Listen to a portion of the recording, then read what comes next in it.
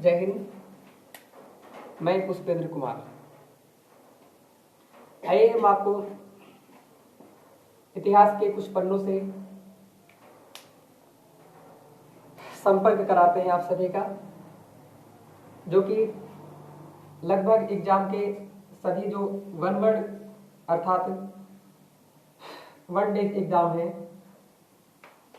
इन सब में हेल्पफुल साबित होंगे। देखते हैं, जैसा कि आप जानते हैं इतिहास के पन्नों में अंकित एक नाम है जिसका नाम हर्षवर्धन है। और यह हर्षवर्धन किस वंश से संबंध रखता है? तो हर्षवर्धन आपका पुष्यभूति वंश, जो आपके गुप्त काल के बाद प्रारंभ हुआ था। ठीक है, पुष्यभूति वंश। इसी पुष्यभूति वंश को हम वर्धन वंश के नाम से भी जानते हैं। और इस पुष्यभूति वंश की जो प्रारंभिक राजधानी है वह होती है थानेश्वर। कौन सी होती है? ध्यान रखेंगे, पेपर में आते हैं। पुष्यभूति वंश की राजधानी क्या थी? थानेश्वर। ठीक है, और ये थानेश्वर बाद में थानेश्वर स्थानांतरित हो जाती है राजधानी कन्नौज। किसके समय स्थानांतरित होती है? कौन स्थानांतरित करता है? इन्हें हम देखते हैं, जो बहुत महत्वपूर्ण है। देखेंगे। देखिए, हमारे इतिहास में गुप्त काल के पतन के बाद ये जो गुप्त काल आता है, तो गुप्त काल आप जानते हैं पहले अलग अलग जो लोग थे, सबके यहाँ अलग अलग व्यक्ति हुआ करते थे। जैसे एक गुप्त काल था इतिहास में, और इस गुप्त काल में बहुत सारे आक्रमण हुए हैं। उन आक्रमणों में एक आक्रमण हुआ था हूणों का आक्रमण। किसका? हूणों का आक्रमण। और ये हूणों के आक्रमण से लड़ने के लिए गुप्त वंश में एक वैश्य जाति रहती थी। जिस जाति के सामंत रहते थे उसके यहाँ, गुप्तों के यहाँ, उन लोगों ने हूणों से लड़ाई की, अर्थात हूणों को परास्त किया। हूण।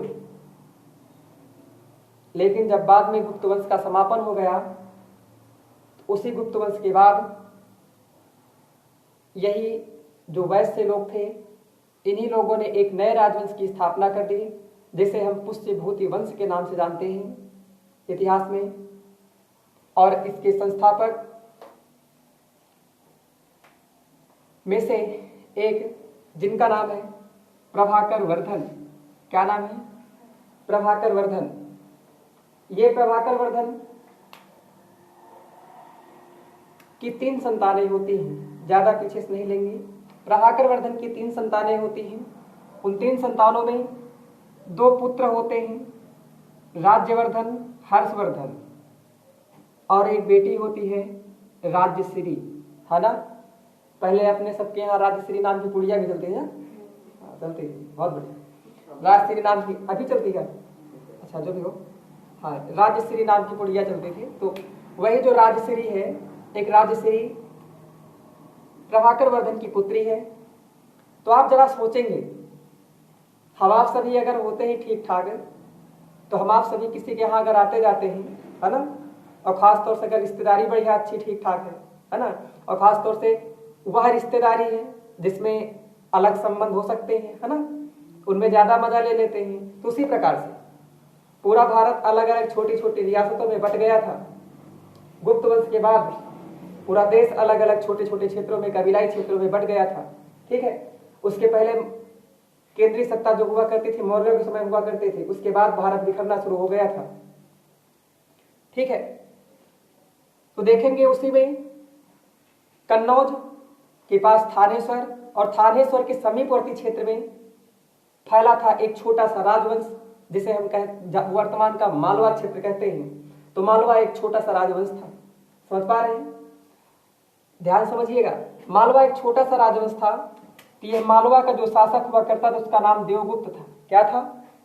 जरा सोचिएगा, देवगुप्त। और उसी समय ये वर्तमान मान लो थानेश्वर है, थानेश्वर के एक तरफ है मालवा प्रदेश, मालवा वर्तमान मध्य प्रदेश, ठीक है। एक तरफ फैला है कन्नौज। कन्नौज का आप नाम जानते हैं, वर्तमान नाम कन्नौज है। इसका पुराना नाम कान्यकुब्ज है। उससे भी पहले का नाम महोदयश्री हुआ करता था। समझ पा रहे हैं? जो वर्तमान में राजनीतिक दृष्टि से भी चर्चा का विषय रहता है, और आप ऐतिहासिक दृष्टि से देखेंगे, सामरिक दृष्टि से देखेंगे तो यहाँ पर इत्र का निर्माण होता है ना। अर्थात ये इत्र के लिए प्रसिद्ध है, जिसका विकास अस्मत् बेगम ने किया था, है नहीं? इसे आप देखेंगे तो कन्नौज का शासक होता है गृहवर्मा या गृहवर्मन। ये मौखरी राज्य है, मौखरी वंश। कौन सा वंश? मौखरी वंश। लेकिन आप सोचो जरा, राज्यश्री अर्थात थानेश्वर, थानेश्वर में जो मालवा के व्यक्ति हैं देवगुप्त, इनका आना जाना रहता था। समझ पा रहे हैं? देवगुप्त का आना जाना रहता था। किसके यहाँ? प्रभाकर वर्धन के यहाँ। प्रभाकर वर्धन की 3 संतानें थी, जिसमें से आप जानते हैं राज्यवर्धन और हर्षवर्धन, और एक थी राजश्री, ठीक है। तो देवगुप्त का आना जाना इनके यहाँ लगा रहता था अपने पिताजी के साथ। पिताजी का नाम ना जानो, ठीक है, नहीं फिर मजा आएगा, फिर आगे फिर लंबा जो खिंच जाएगा। इनके यहाँ आना जाना लगा रहता था। तो उसी समय आते जाते देवगुप्त का राजश्री से भैया प्रेम हो जाता है। बात समझ पा रहे? राजश्री से देवगुप्त का प्रेम हो जाता है। लेकिन इन सभी बातों को मद्देनजर रखते हुए जब इन दोनों को पता लगता है, जाहिलों को, ठीक, तो इनकी शादी अर्थात प्रभाकर वर्धन और ये सब मिल करके राजश्री की शादी कर देते हैं मालवा नरेश, क्या नाम है, कन्नौज नरेश, कन्नौज के शासक गृहवर्मा से। किससे? गृहवर्मा से। जरा सोचेंगे, जैसे आज हम सभी, जैसे आप देखते हैं कुछ राजनेता अन्य या बड़े बड़े लोग ऐसा करते हैं, अगर किसी के यहाँ से आपसी मतभेद हो जाते हैं तो अपनी बेटी या आदि किसी की शादी वादी करके मूवी में अक्सर देखते होंगे ना, मित्रता बना लेते हैं। ठीक उसी प्रकार से यहाँ पर भी कन्नौज से दुश्मनी रहती है थानेश्वर से, लेकिन राज्यवर्धन अपनी पुत्री की शादी कर इस कन्नौज को अपना मित्र बना लेते हैं। समझ पा रहे हैं? तो कन्नौज तो मिल गया, अर्थात देखा जाए अप्रत्यक्ष रूप से कन्नौज क्या अब थानेश्वर की बात काट पाएगा? नहीं ना। जैसे वर्तमान में जैसे मान लिया जाए थानेश्वर था तो कन्नौज मिला लिया, तो कन्नौज तो एक प्रकार से इसके अंडर में नहीं है, लेकिन फिर बात रिश्तेदारी तो बन गई ना, बात तो नहीं काटेंगे ना। समझ पा रहे? ये हो गया।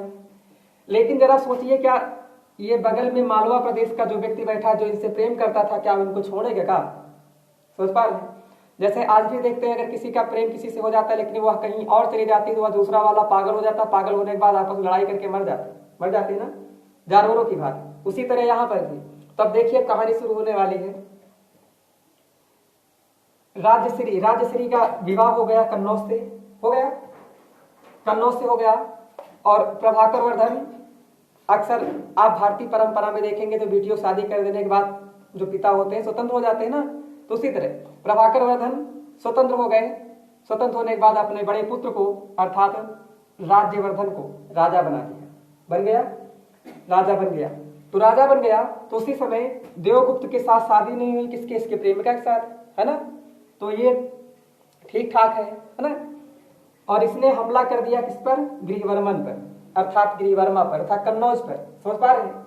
जरा सोचिएगा, कन्नौज पर ये मालवा क्षेत्र कन्नौज पर हमला कर दिया, और जब ये कन्नौज पर हमला किया तो उसमें मालवा नरेश क्या बोलते हो, मालवा नरेश देवगुप्त ये गृहवर्मा को मार देते हैं, अर्थात उनकी हत्या कर देते हैं। समझ पा रहे हैं? लेकिन जरा आप सोचिएगा, यह है कौन? राजश्री के पति हैं। राजश्री का भाई राज्यवर्धन राजा है। क्या इसे अच्छा लगेगा? नहीं। इसका जीजा मारा गया तो ये भी उठ करके क्या करेगा? जिसने मारा उसको समाप्त कर देगा। अर्थात जो राज्यवर्धन है इसने देवगुप्त को समाप्त कर दिया। किसको?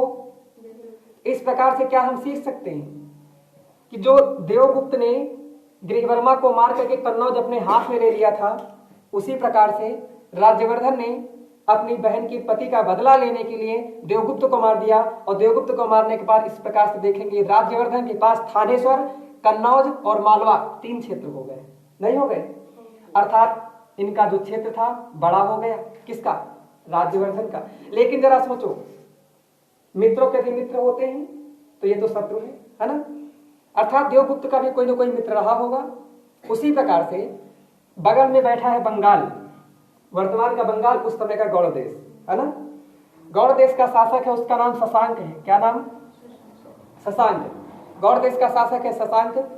वह शशांक जब जानता है कि हमारे मित्र की हत्या हो चुकी है, अर्थात देवगुप्त की, यानी देवगुप्त और शशांक दोनों एक दूसरे के घनिष्ठ मित्र थे। समझ पा रहे हैं? अच्छा, मित्रता जो घनिष्ठ होती है या कट्टर होती है? रीजनिंग में सवाल आ जाता है ना। हाँ, तो घनिष्ठता होती है, ठीक। तो यह शशांक उठ करके अपने मित्र के दुश्मन अर्थात हत्यारे को मार देता है। अर्थात शशांक उठ करके राज्यवर्धन को टपका दिया। बात समझ पा रहे? अर्थात हमने क्या सीखा कि देवगुप्त ने गृहवर्मन को टपकाया है ना, और यह देवगुप्त को अपने सिस्टर की रक्षा करते हुए राज्यवर्धन ने टपका दिया। उसी तरह देवगुप्त का मित्र शशांक अपने मित्र का बदला लेने के लिए राज्यवर्धन को टपका दिया। समझ पा रहे हैं? सारा कारण कौन बन रहा? बस एक बात। इसी तरह महाभारत में युद्ध हुआ है। महाभारत आप जान लेंगे, किसी एक के चक्कर में युद्ध हुआ है, ठीक है। दुनिया में कोई भी युद्ध होते ठीक ठाक है ना। आगे देखेंगे। शशांक मार दिया, तो शशांक के बाद राज्यवर्धन को मार दिया। राज्यवर्धन बड़े भाई हैं किसके? हर्षवर्धन के। तो शशांक के बाद तो जाहिर सी बात अगला राजा हर्षवर्धन बनेगा।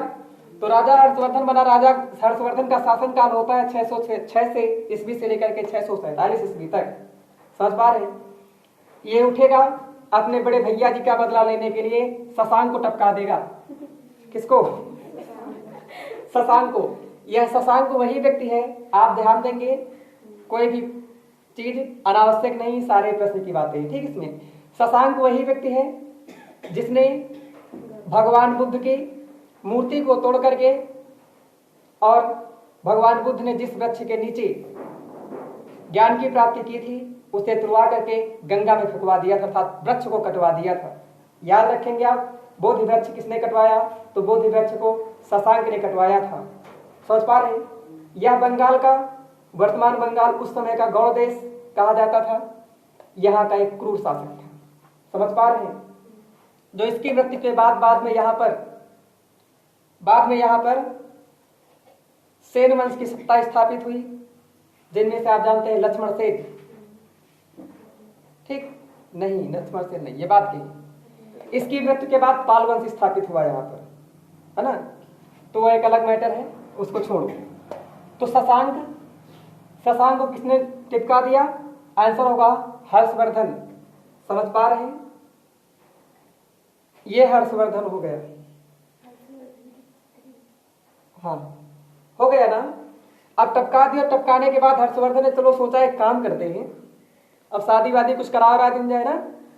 तो हर्षवर्धन के पास एक बोझ था जो उसकी पुत्री थी, है ना, जैसी भारतीय परंपरा मानते हैं। इसने इसकी एक दुश्मनी थी, पड़ोस का मुल्क हुआ करता था जो वर्तमान का गुजरात क्षेत्र है। गुजरात में क्षेत्र था वल्लभी। क्या? वल्लभी, ठीक, अभी भी है वल्लभी से हर्षवर्धन अर्थात थानेश्वर की दुश्मनी हुआ करती थी। लेकिन इन्होंने अपनी पुत्री की शादी वल्लभी के शासक ध्रुवसेन से कर दी। किससे? ध्रुवसेन से। समझ पा रहे हैं? ध्रुवसेन से शादी कर दी। तो शादी करने के बाद सारी शत्रुता खत्म, अर्थात ये रिश्तेदारी में बदल गई। यही दुश्मनी क्या है? बदल गई रिश्तेदारी में, है नहीं? एक प्रकार से आप सोच सकते हैं, तो कभी थानेश्वर छोटा हुआ करता था, अब उसके अंडर में कन्नौज आ गया, मालवा आ गया, सब छोड़ो बंगाल भी आ गया, आओ छोड़ो गुजरात भी आ गया, नहीं आएगा। इस प्रकार से आप देखेंगे पश्चिम से लेकर के पूर्व तक फैल चुका। अब हर्षवर्धन ये सोचते हैं चलो अच्छा अब आगे बढ़ा जाए, है ना। तो आप जानते हैं मध्य प्रदेश से नर्मदा नदी का जन्म होता है और अपने उत्तर प्रदेश और मध्य प्रदेश के बीच जो बाउंड्री लाइन है वह आपकी विंध्याचल पर्वत श्रृंखला बनाती है ना। विंध्याचल पर्वत श्रृंखला को जैसे ही पार करते हैं, जैसे आप देख लीजिए यह विंध्याचल है, इसके इस पार पुलकेशिन द्वितीय का वर्चस्व है, इधर हर्षवर्धन का वर्चस्व है ना। लेकिन अपनी सर्वोच्चता को स्थापित करने में मजा तभी आता है जब संघर्ष होता है ना, जब संघर्ष होता है। अब यहां से हर्षवर्धन विंध्याचल पर्वत श्रृंखला को क्रॉस कर नर्मदा नदी के तट पर पुलकेशिन द्वितीय से टकरा जाएंगे, अर्थात फैला है चालुक्य वंश, ठीक है। तो चालुक्य वंश का शासक पुलकेशिन द्वितीय, इससे टक्कर होगी तो इसमें हर्षवर्धन की पराजय हो जाएगी। बात समझ पा रहे हैं? अर्थात हर्षवर्धन हार गए किससे? आंसर होगा पुलकेशिन द्वितीय। इंपॉर्टेंट सवाल, हर्षवर्धन को किसने हराया? आंसर आता है पुलकेशिन द्वितीय। समझ पा रहे हैं?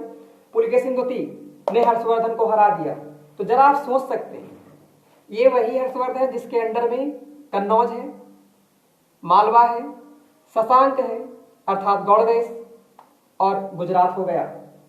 उसको हरा दिया किसने? पुलकेशिन द्वितीय ने।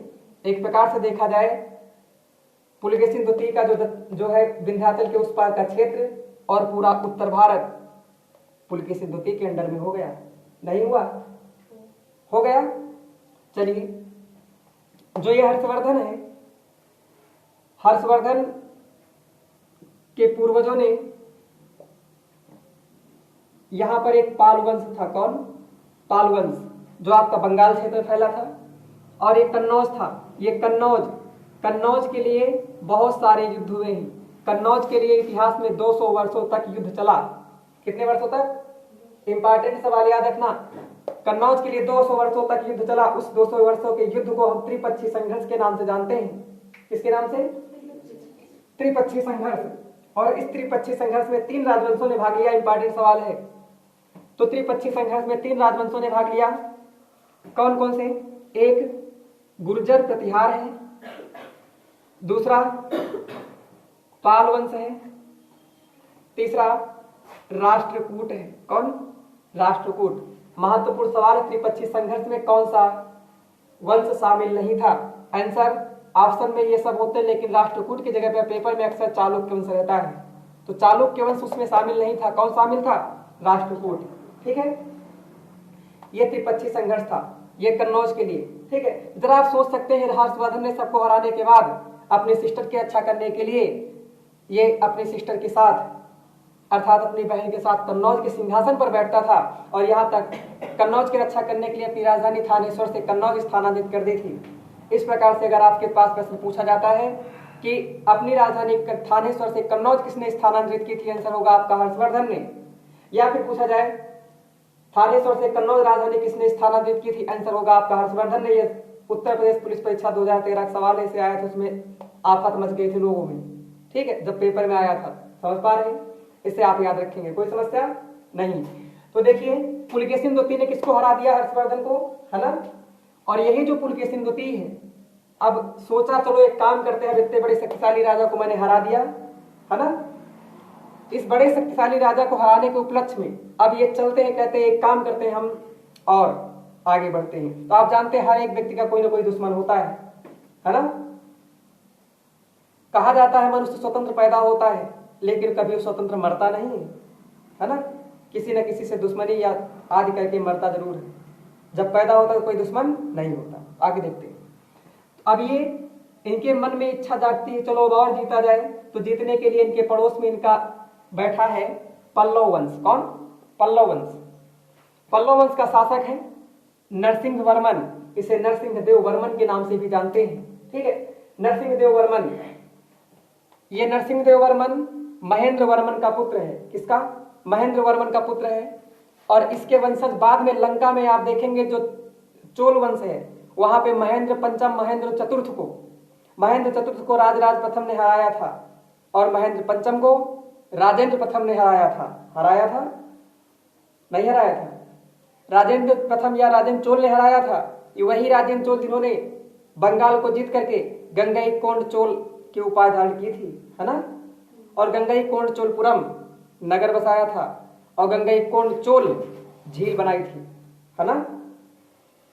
इन्हीं के क्षेत्रों, राजेंद्र चोल ने जिन क्षेत्रों को जीता उनमें बंगाल की खाड़ी भी शामिल था, है ना। बंगाली खाड़ी को हम चोलों की झील के नाम से जानते हैं, है ना। नहीं है, ठीक है। इतनी बात को आप याद रखेंगे। तो ये जाकर के टकरा जाते हैं महेंद्र वर्मन से। यह महेंद्र वर्मन से लड़ते हैं तो पुलकेशिन द्वितीय स्वयं पराजित हो जाते हैं, अर्थात महेंद्र वर्मन जीत जाता है। बात समझ पा रहे हैं।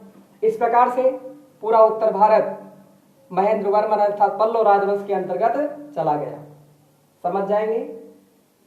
ये आपकी कहानी है। नरसिंह वर्मन की उपाधि, गंगईकोंड की उपाधि। कौन? गंगईकोंड। कैसे?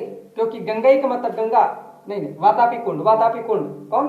वातापी कुंड की उपाधि धारण की। अच्छा, इसको आप याद रखेंगे तो समझ पाए। एक व्यक्ति के पूछे कि कितने साम्राज्य बर्बाद हुए, है ना, आप जान जाएंगे। चलो बताओ, राज्यश्री सदिया कौन करना चाहता था? उत्तम। शादी हुई किससे राजश्री की? ठीक। ग्रहवर्मा को मारा किसने? थोड़ा तेज से बोलो। ग्रहवर्मा किसने मारा? देवगुप्त ने। देवगुप्त को किसने मारा? राज्यवर्धन ने। राज्यवर्धन को किसने मारा? शशांक को किसने मारा? हर्षवर्धन कौन है? हाँ, राजश्री का भाई और राज्यवर्धन का छोटा भाई, है ना। अब इसने इनको मारने के बाद कन्नौज की रक्षा करने के लिए अपनी बहन के साथ गया और अपनी कहा राजधानी भी बदल लिया। बदलने के बाद कन्नौज पर ही शासन करने लगा, है ना। ये हर्षवर्धन को किसने मारा? मारा नहीं, परास्त किया, क्योंकि अब ये मरे नहीं है। इनको किसने परास्त किया? पुलकेशिन द्वितीय ने। तो ये आत्मग्लान होकर के अर्थात आत्मसम्मान में अपने चले जाते हैं प्रयागराज, सब कुछ दान कर देते हैं, है ना। जैसे कुंभ का परिवेश जो परिदृश्य देखने को मिलता है। पुलकेशिन द्वितीय किस वंश से? चालुक्य वंश।